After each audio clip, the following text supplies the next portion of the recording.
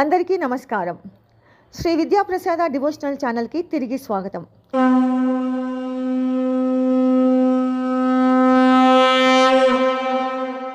వైశాఖ పురాణం 28వ అధ్యాయము. అక్షయ తృతీయ విశిష్టత. నారద మహాముని అంబరీషునకు వైశాఖ మహిమను వివరించుచు ఇట్లనెను. శృతదేవుడు శృతకీర్తి మహారాజుతో ఈ విధముగా పలికెను. మహారాజా, వైశాఖ శుద్ధ తృతీయమని అందురు.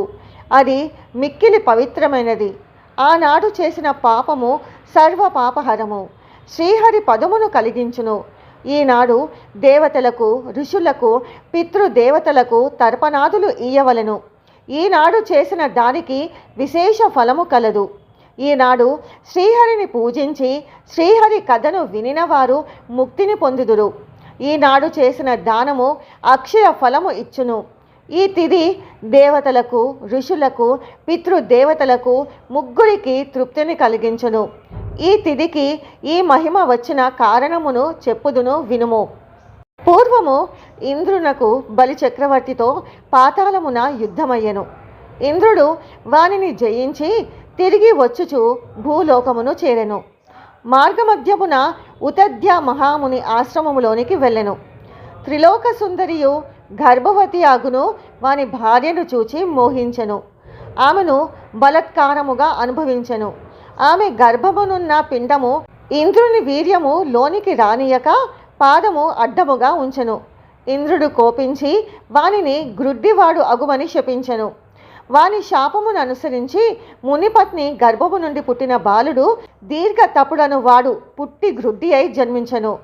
గర్భస్థ పిండముచే అవమానింపబడి శపించిన ఇంద్రుడు మునిపత్నిని బలవంతముగా అనుభవించి ముని చూచినచో శపించునని భయపడి త్వరగా పోవలనని పరుగెత్తెను. వానిని చూచిన ముని శిష్యులు పరిహసించిరి. ఇంద్రుడును సిగ్గుపడి మేరుపర్వత గుహలో దాగుకొనెను. ఇంద్రుడిట్లు మేరు గుహలో దాగినట్లు తెలుసుకొని బలిమునగు రాక్షసులు అమరావతిని ఆక్రమించి దేవతలను తరిమిరి. ఏమి చేయుటకును తోచని దిక్కులేని దేవతలు బృహస్పతిని చేరి ఇంద్రుని విషయము అడిగిరి. బృహస్పతియు దేవతలకు ఇంద్రుని పరిస్థితిని వివరించి ఇంద్రుడు సచీ సహితుడై మేరు పర్వత గుహలో ఉన్నాడని చెప్పెను. అప్పుడు వారందరూ మేరు పర్వత గుహను చేరి ఇంద్రుని బహువిధములుగా స్తుతించిరి. బృహస్పతి మొదలగు వారి స్తుతులను విని ఇంద్రుడు సిగ్గుపడుచు వచ్చిన వారికి కనిపించెను. బలి మున్నగు వారు స్వర్గము ఆక్రమించిరని దేవతలు చెప్పిరి. పరస్త్రీ సంఘ దోషమున నేను అసక్తుడనై ఉన్నానని ఇంద్రుడు వారితో చెప్పెను. ఇంద్రుని మాటలను విని బృహస్పతి దేవతలు ఏమి చేయవలయునానని ఆలోచనలో పడిరి. అప్పుడు బృహస్పతి దేవతలతో ఇట్లనెను.